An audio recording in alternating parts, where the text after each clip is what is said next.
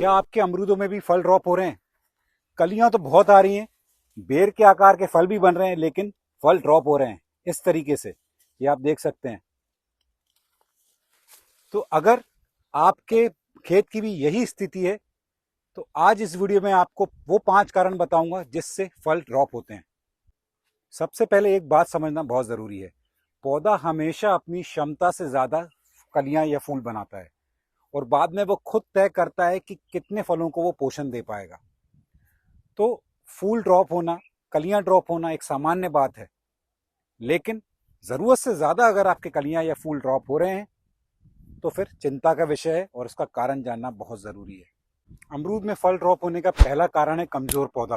पौधा अगर स्वस्थ नहीं है, जड़ों का विस्तार अगर अच्छे से नहीं है, तो पौधे के पास फलों को पोषण देने के लिए पर्याप्त ऊर्जा नहीं है। अगर पौधे को नीचे तक पर्याप्त धूप नहीं मिल रही है तो वो भोजन नहीं बना पाएगा। जड़ों का अगर विस्तार अच्छे से नहीं है तो पौधे को पर्याप्त पोषण नहीं मिल पाएगा। जितना स्वस्थ पौधा होगा उसमें उतना ही ज्यादा क्षमता होगी उन फलों को रोकने के लिए। तो कोशिश करें कि पौधे को पर्याप्त मात्रा में पोषण दें, पर्याप्त मात्रा में नमी दें। अमरूद में फल ड्रॉप होने का दूसरा कारण है मौसम। कभी तेज बारिश, कभी ज्यादा गर्मी और कभी बादल छाए रहने से भी पौधे की जो क्रियाएं हैं वो प्रभावित होती हैं। तो मौसम तो हमारे हाथ में नहीं है, लेकिन हमको ये ध्यान रखना है कि अगर हम प्राकृतिक खेती करते हैं तो उस तरह का वातावरण अपने खेत पे बनाएं कि अगर इस तरह का अनियमित मौसम होता भी है तो पौधे की जो प्रतिरोधक क्षमता है वो उतनी ज़्यादा रहे कि इस तरह के मौसम से भी पौधे लड़ सके और फल ड्रॉप होने की स्थिति ना आए। तीसरा कारण है असंतुलित सिंचाई। कभी हम पौधे को बहुत ज़्यादा पानी दे देते हैं और कभी हम बहुत दिनों तक पानी नहीं देते हैं।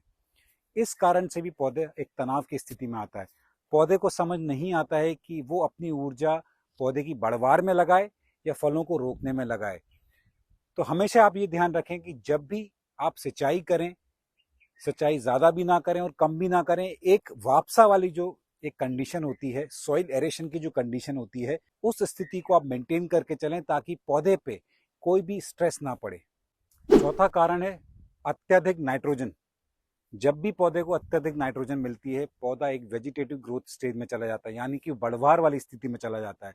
और ऐसी स्थिति में पौधे को समझ नहीं आता है कि वो बढ़वार में अपनी ऊर्जा लगाए या फलों को रोकने में अपनी ऊर्जा लगाए।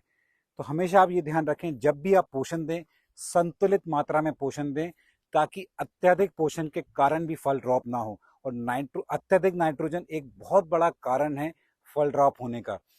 तो ये आप बिल्कुल ध्यान रखें। और प्राकृतिक खेती में तो हम अलग से कोई नाइट्रोजन के लिए कुछ हम नहीं करते हैं। शुरुआत से हम कोशिश करते हैं कि हमारी हम मिट्टी पे काम करते रहें। मिट्टी में हम जीवामृत दे रहे हैं, मल्चिंग हम कर रहे हैं, घन जीवामृत हम डाल रहे हैं और कहीं ना कहीं हम प्रकृति को साथ लेके चल रहे हैं। तो प्राकृतिक खेती में हमें उतनी समस्या अभी तक नहीं आई है कि इसमें नाइट्रोजन ज्यादा है या फॉस्फोरस या पोटाश ज्यादा है। एक संतुलित मात्रा में पौधे को पोषण मिलता रहता है प्राकृतिक खेती में। रासायनिक खेती में ये एक चुनौती है और अगर आप रासायनिक खेती कर रहे हैं तो इस बात का बिल्कुल ध्यान रखें कि अत्यधिक मात्रा में नाइट्रोजन बिल्कुल ना दें। पांचवा कारण है वैरायटी, यानी वो अमरूद की एक किस्म।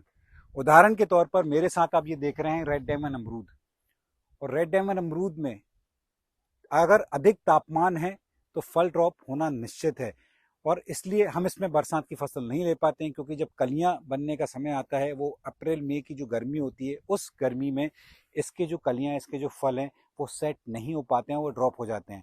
तो कहीं ना कहीं हमको ये भी ध्यान रखना पड़ेगा कि हमने कौन सी वैरायटी हमारे खेत में लगाई है। कई बार ऐसा होता है कि हम एक वैरायटी का अनुभव दूसरी वैरायटी पे लागू करना चाहते हैं, और रेड डायमंड अमरूद के केस में ये बिल्कुल भी पॉसिबल नहीं है कि अगर आपने मान लीजिए ताइवान पिंक लगाया है, ताइवान पिंक में आप जो प्रैक्टिसेस फॉलो कर रहे हैं, ज़रूरी नहीं कि वही प्रैक्टिसेस रेड डायमंड अमरूद में भी सफल हों। तो अब वैरायटी के हिसाब से भी आप ये देखिए कि उस वैरायटी में उसकी जो फिजियोलॉजी है, उस फिजियोलॉजी के हिसाब से उसमें कितनी क्षमता है फल सेट होने की। प्राकृतिक खेती में ये देखा गया है कि उतनी फल ड्रॉपिंग नहीं हुई है जितना रासायनिक खेती के किसानों को मैंने देखा है कि अगर उन्होंने रासायनिक खेत में रेड डायमंड अमरूद लगाए हैं, खासकर टिश्यू कल्चर, तो उसमें फल ड्रॉप की समस्या आती है। ग्राफ्टेड में उतनी समस्या नहीं है, टिश्यू कल्चर में है। लेकिन हमारे खेत पर हमने टिश्यू कल्चर पौधे लगाए हैं, प्राकृतिक खेती हम कर रहे हैं, 3 साल के पौधे ऑलरेडी हो चुके हैं और इसमें हमको उतनी समस्या देखने नहीं मिली है फल ड्रॉपिंग की। अगर आप चाहते हैं कि आपके खेत में फल ड्रॉप ना हो तो ये जो हमने 5 कारण आज आपको बताए हैं वो आप बिल्कुल ध्यान रखें कि उनको आप अमल में लेके आएँ। ध्यान रखें कि पौधे को संतुलित मात्रा में सिंचाई दें, संतुलित मात्रा में पोषण दें, वापसा वाली कंडीशन मेंटेन करके रखें, मल्चिंग आप हमेशा अपने खेत पर रखें।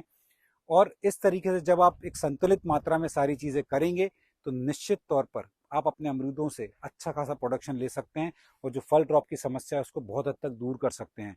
अगर आप पहली बार चैनल पर आए हैं तो हमारे चैनल को सब्सक्राइब जरूर करिएगा। वीडियो अगर आपको अभी तक पसंद आया है तो लाइक ज़रूर करिए और इस वीडियो को उन किसान साथियों के साथ ज़रूर शेयर करिए जो अमरूदों की खेती कर रहे हैं या करना चाहते हैं, या उनके खेत में भी अगर ये समस्या है फल ड्रॉप की, तो इस वीडियो से शायद उनको कुछ लाभ मिल सके।